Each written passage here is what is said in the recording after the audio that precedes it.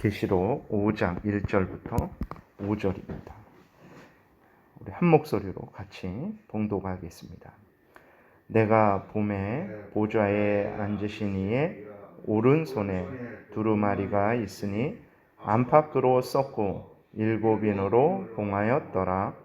또 봄에 힘있는 천사가 큰 음성으로 외치기를 누가 그 두루마리를 펴며 그 인을 떼기에 합당하냐 하나 하늘 위에나 땅 위에나 땅 아래에 능히 그 두루마리를 펴거나 보거나 할 자가 없더라.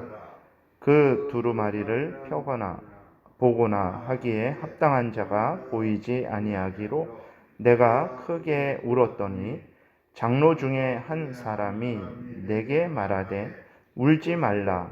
유다 지파의 사자 다윗의 뿌리가 이겼으니 그 두루마리와 7인을 떼시리라 하더라. 아멘. 기도드리겠습니다. 살아계신 하나님, 이 시간 하나님의 말씀을 또 전하고 듣습니다. 성령께서 역사하셔서 우리를 향한 하나님의 뜻을 잘 깨달아 알게 도우시고 또 하나님의 알려주시는 대로 믿고 따르는 복된 신앙생활을 하게 도우소서. 감사드리고 예수 그리스도의 이름으로 기도드렸습니다. 아멘. 오늘 본문을 통해서는 이제 그 예수 그리스도께서 그 봉해진 책 7인으로 봉해진 책 하나님이 가지고 계신 그 책에 인을 떼기에 합당하신 분이다라는 것을 이제 우리에게 증거하고 있습니다. 1절부터 3절에 다시 보면 내가 봄에 보좌에 앉으신 이의 오른손에 두루마리가 있으니 안팎으로 썩고 7인으로 봉하였더라. 또 봄에 힘있는 천사가 큰 음성으로 외치기를 누가 그 두루마리를 펴며 그 인을 떼기에 합당하냐 하나 하늘 위에나 땅 위에나 땅 아래에 능히 그 두루마리를 펴거나 보거나 할 자가 없더라. 먼저 1절에 보좌에 앉으신 이의 오른손에 책이 있으니 안팎으로 썩고 7인으로 봉하였더라. 이렇게 기록되어 있는데 이 보좌에 앉으신 이라는 것은 성부 하나님을 말하는 것입니다. 성부 하나님의 오른손에 책이 있는 거예요. 근데 이 책이 무슨 책이냐? 온 세상 만물에 대한 하나님의 뜻, 하나님의 계획, 하나님의 목적을 상징하는, 의미하는 그러한 책입니다. 근데 이 책이 7인으로 봉해져 있는 거예요. 그러니까 아직 하나님의 뜻이 어떤 것인지 드러나지 않았고 또 시행되지 않은 거예요. 7인을 뗀다라는 것은 그 봉해져 있잖아요. 봉해져 있는 그 책이 펼쳐지는 거죠. 그 책 안에 있는 내용들이 알려지는 것이고 거기에 기록된 내용대로 실행되는 것을 의미하는 것입니다. 근데 아직 그 책이 7인으로 봉해져 있는 것은 하나님의 뜻이 어떤 것인지 드러나지 않았고 또 시행되지 않았다라는 것을 이제 말하는 거죠. 근데 이제 하나님의 계획을 알리고 이 하나님의 계획을 실행할 수 있는 이가 없다라는 것이 문제죠. 그렇죠. 누가 하나님 앞에 설 수 있고 누가 하나님의 뜻을 온전히 알 수 있고 또 누가 그 하나님의 뜻을 온전히 또 세상에 알릴 수 있고 또 그 하나님의 뜻대로 그 계획을 온전히 실행할 수 있겠습니까? 그 어떤 천사도 그 어떤 사람도 할 수 없는 거죠. 그래서 요한이 슬피 울었습니다. 그러니까 4절에 보게 되면 그 두루마리를 펴거나 보거나 하기에 합당한 자가 보이지 아니하기로 내가 크게 울었더라 그랬어요.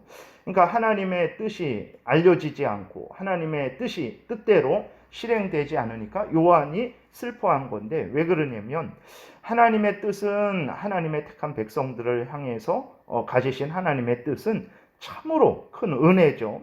예레미야 29장 11절에 보게 되면 여호와의 말씀이니라 너희를 향한 나의 생각을 내가 아나니 평안이요 재앙이 아니라 너희에게 미래와 희망을 주는 것이니라. 하나님이 하나님의 택한 백성들을 향해서 가지신 하나님의 뜻은 그 예레미야 29장에서 말씀하고 있는 대로 평안이죠. 재앙이 아니라 장래에 소망을 주는 그러한 하나님의 뜻입니다. 근데 그 하나님의 뜻이 펼쳐지지 않는 거예요. 그 하나님의 뜻이 알려지지 않고 그 하나님의 뜻이 실행되지 않는 거죠.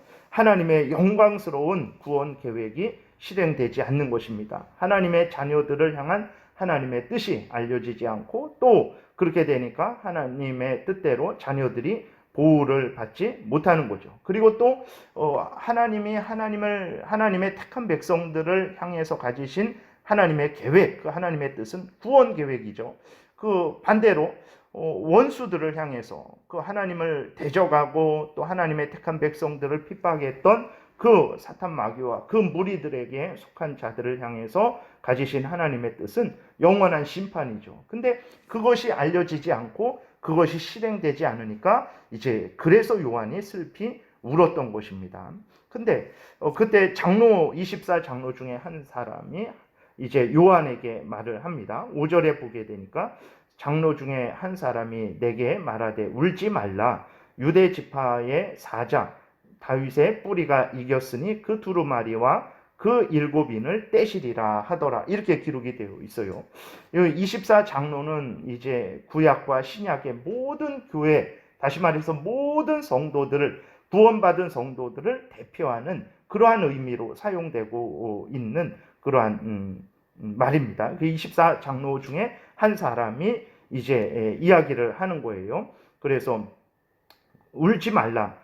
이 하나님의 오른손에 있는 이 봉해진 7인을 뗄 수 있는 이가 있다. 그것이 누구냐 그랬을 때, 그가 누구냐 그랬을 때에 바로 유대 지파의 사자 다윗의 뿌리가 이겼으니 그 두루마리와 그 7인을 떼시리라 말씀하고 있어요. 그래서 유대 지파의 사자가 누구냐? 창세기 49장 9절 10절에 보게 되면 이제 유대 지파에서 그 예수 그리스도가 나실 것에 대한 예언이 있죠. 그때 유대 지파를 사자 이렇게 표현하고 있습니다. 그것은 이제 사자는 그 짐승들의 왕이죠. 만왕의 왕이신 예수 그리스도가 오실 것을 미리 알려주는 것입니다.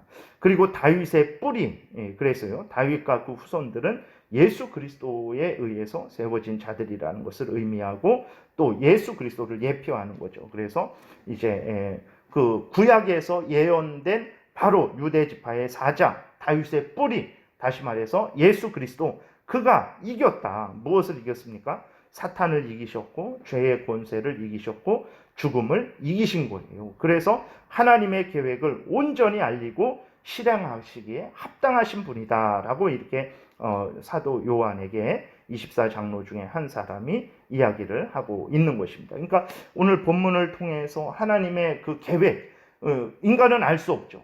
보좌에 앉으신 하나님의 그 계획, 하나님의 뜻, 그것을 온전히 아시고 또 그것을 온전히 증거하시고 그 뜻대로 온전히 성취하실 수 있는 이는 오직 어린 양 대신 예수 그리스도밖에 없다. 그 예수 그리스도는 구약 때부터 미리 예언되어진 하나님이 보내주시겠다라고 하신 바로 메시아다, 그리스도다, 구원자다라는 것을 오늘 본문을 통해서 이야기를 하고 있는 것입니다. 그래서 오늘 본문에서 바로 예수 그리스도가 하나님과 인간 사이에 보좌에 앉으신 하나님과 또 이 땅에 죄로 오염되고 부패된 인간 사이에 중보자로서 구원자로서 합당하신 분이다.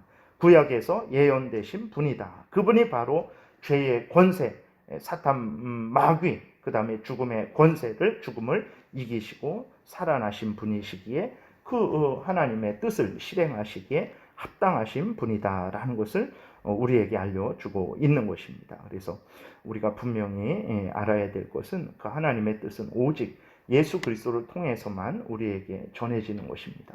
그리고 또 우리가 하나님 앞에 나아갈 수 있는 것도 오직 예수 그리스도를 통해서만 이제 하나님 앞에 나아갈 수 있는 것이죠. 하나님의 뜻을 온전히 우리에게 알려주시고 또 그 뜻대로 실행하실 수 있는 분은 오직 예수 그리스도밖에 없다라는 것을 우리가 기억해야 됩니다. 우리가 크게 울지 말고 이제 우리의 구원자 되시는 예수 그리스도를 믿고 의지하고 동행하며 그 명령을 따라 살아가면 하나님의 크신 은혜 안에 거하게 될 것입니다. 기도드리겠습니다.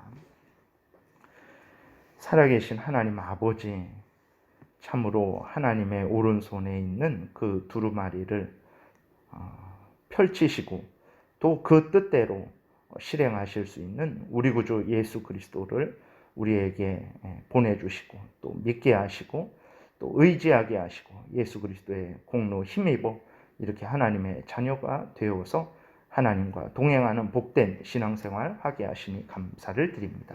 두려워하지 말게 도우시고 우리 구주가 바로 하나님의 오른손에 있는 두루마리의 인을 떼기에 합당하신 분이라는 것을 늘 생각하고 예수 그리스도를 굳게 믿고 굳게 의지하며 이 땅에서 두려워하지 말고 우리들이 해야 될 일들을 열심히 해나가는 은혜를 내려 주옵소서. 감사드리고 예수 그리스도의 이름으로 기도드렸습니다.